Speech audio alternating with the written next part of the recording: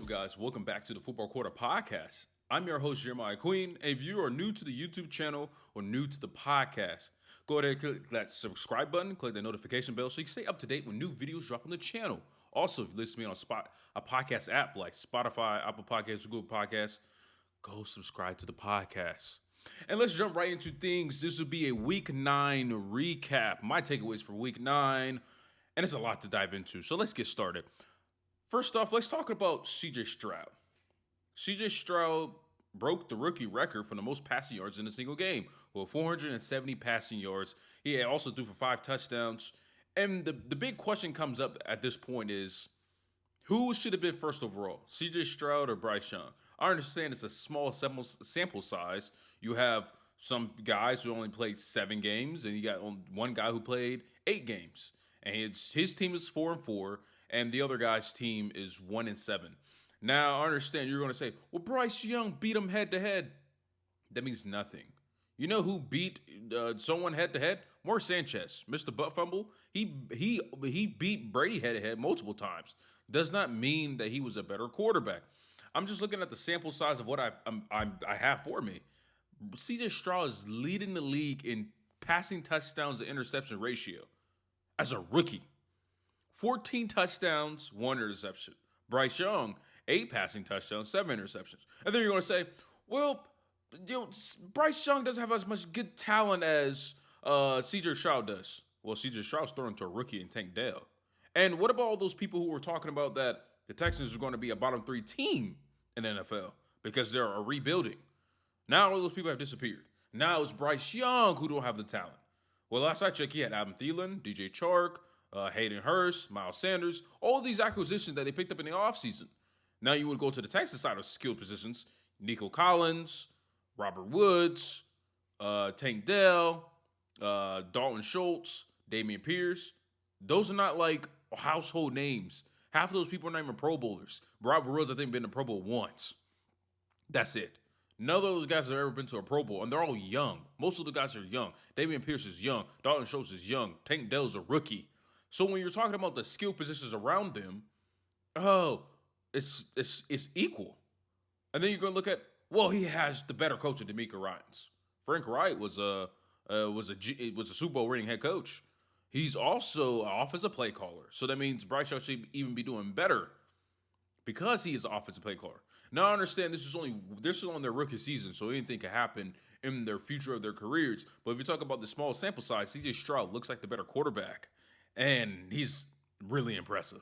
5 touchdowns, no interceptions, 46 seconds left in the game to go on a game-winning drive to go get a touchdown. And he did that. Kudos to C.J. Stroud. So then we have that. And let's transition over to Eagles-Cowboys. Now, I really do like Eagles-Cowboys. It was a great game, probably the best game of Week 9. You look at the Eagles, or 7-1, the Cowboys were 5-2, looking to be able to at least get the first win in their matchup against the Eagles. I thought Dak Prescott played a phenomenal game. I thought he was poised. He threw 3 touchdowns over 300 yards. But they came up short in multiple ways. And then I know a lot of analysts are going to talk about Dak Prescott didn't come up when the moment counted the most. I thought he played a phenomenal game. A few other plays go differently. This is a different outcome. While you go to the Eagles, they just find ways to win. And this is why this team is going to be in the Super Bowl this year on the NFC side of things. It's because they keep finding ways to win. They're not a perfect team, but what team is perfect? But they play to their skill set, and they always find a way to win. And that's what it takes when you're going to the playoffs. If you're going to be a playoff team, most of these games are going to be coming down to the wire. It's going to be close, tight-knit games, and you're going to have to figure out who's going to win. Who can actually come out on top? And this way, the Eagles came out on top. They're 8-1, leading the NFL in wins. And who would have thought about that? A team that just lost the Super Bowl is still red hot going into the next year. Kudos to the Eagles. And finally, let's talk about the Baltimore Ravens. The Baltimore Ravens probably are the best team in the AFC. And all you Chiefs fans, settle down. I understand what the Chiefs have done and what the Chiefs continue to do, and they're still number 1 seed in the conference. But Baltimore, I've seen enough. They've blown out Hey, keep in mind, these are teams that have winning records. These are not no scrubs they're blowing out. These are teams that have 5+ wins. The Seahawks, 3 points. The Lions, under 10 points. And they're blowing these teams out. The Baltimore Ravens are playing at a different level, and it's not even close. I mean, the Arizona Cardinals, they're also blown out too, but it was the Arizona Cardinals, and they're not really. I mean, they're going to be number one. They're going to pick number one in the draft, so you could say that. But the Baltimore Ravens play good offense, good running game, good passing game. Top 3 most accurate quarterback in the league right now, Lamar Jackson, completed over 70% of his passes. Also, they have a top 5 defense, and they lead the league in sacks. I don't know what the flaw is for this Ravens team, except for they haven't won playoff games under Lamar tenure. But I think that will change once we get into the playoffs. So far, the Ravens, I think, are playing the best football in the AFC, with the Jaguars coming second and the Chiefs coming third. Yes, I said it, the Jaguars coming second because the Jaguars are currently on a 5-game winning streak and just happen to have a bye. But the Ravens, they are that team, and I can't wait to see what happens in Week 10. Yeah, it's time for my favorite segment of every Monday's podcast, and that's Heroes and Zeros. Hero means you was heroic in your efforts to lead your team to a victory, and if you're a zero, that means you put in zero effort for your team to win. Let's start with our heroes. It's obviously going to be C.J. Stroud. It's going to be number 1. 5 touchdowns, 470 yards. Both are rookie, single-game rookie passing records. C.J. Stroud's playing on a different level. Right now in the season, he has 14 touchdowns to 1 interception, which is the best TD to interception ratio in the NFL. And yes, he's still a rookie. The Texans is a team that everybody thought was going to be bottom 5 in the league. And coming into this season, they are at 4-4, and this team feels like an 8-win team, maybe 9 wins, and probably could get the 7th seed if they knock out some AFC opponents. C.J. Stroud, kudos to him. I already talked about him a little bit earlier, so I'm not going to really waste much time on how his performance was. But all you need to know, he had 46 seconds to go score a touchdown against the Tampa Bay Buccaneers defense and a defensive head coach in Todd Bowles, who's really good at what he does. Kudos to C.J. Stroud. And the second hero will be Josh Dobbs. And I was actually at that game. Yes, if you follow me on my podcast, you know I live in Atlanta. I'm a Jaguars fan. Hometown city is Jacksonville, but I actually live in Atlanta. And I always try to find ways to go to Falcons games because it's the city I reside in. And I thought this was going to be an easy game for the Falcons because they're going to be playing a rookie quarterback from BYU, Mr. Hall. And then in the middle of the game, on the first drive, he gets injured. So then they have to play with Josh Dobbs. And they're thinking, well, Josh Dobbs only been there for 5 days. I understand he worked for NASA. He's a really smart guy, but no one thinks he's going to be able to grasp the playbook and actually go play. And yes, Josh Dobbs he didn't even throw for over 200 yards. He had 158, 2 passing touchdowns, 1 rushing touchdown. Had a minute and 40 seconds to go drive the length of the field to go score a touchdown. He throws a touchdown in the closing seconds of the ball game.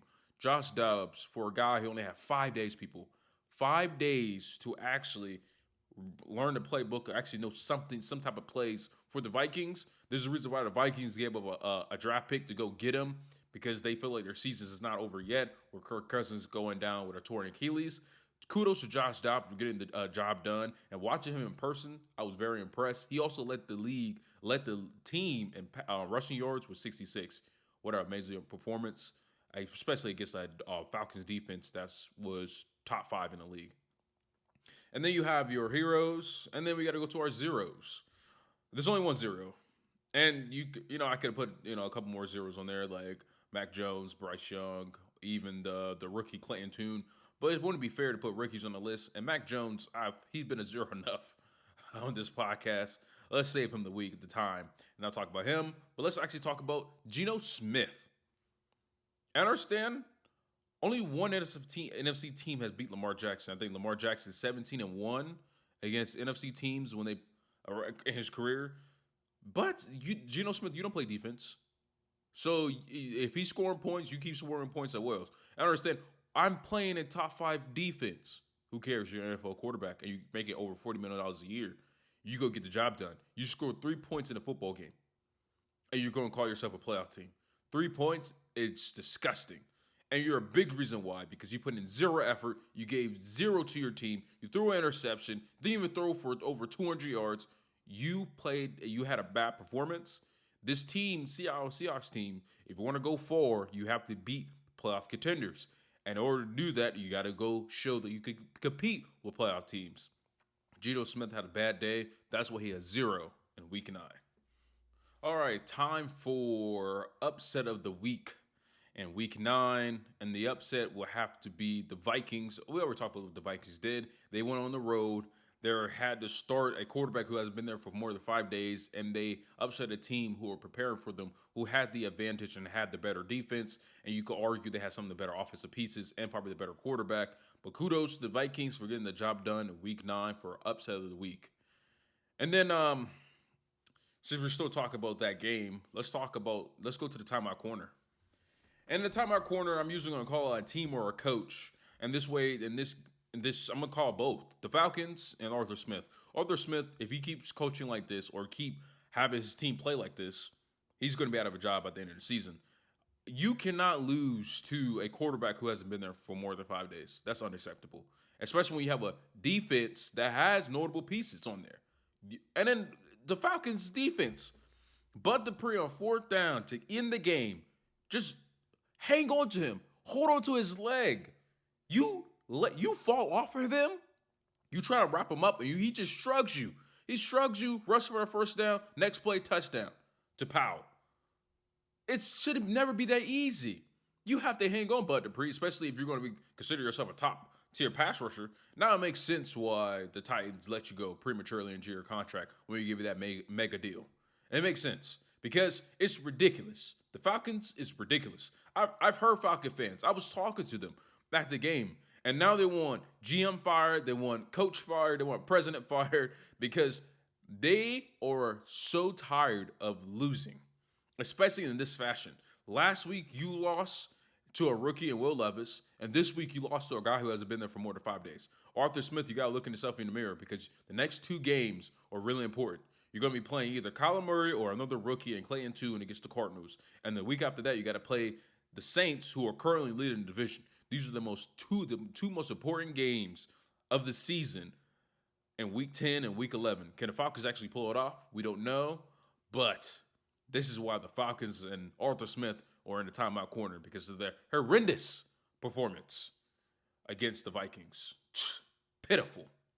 So thank you for listening and watching the Football Corner podcast. If you enjoyed this podcast or you enjoyed this video, hit the subscribe button and click the notification bell. And if you want to see more videos and things I do outside of the channel, go subscribe to my social media pages at the Football Corner Podcast on TikTok and Instagram.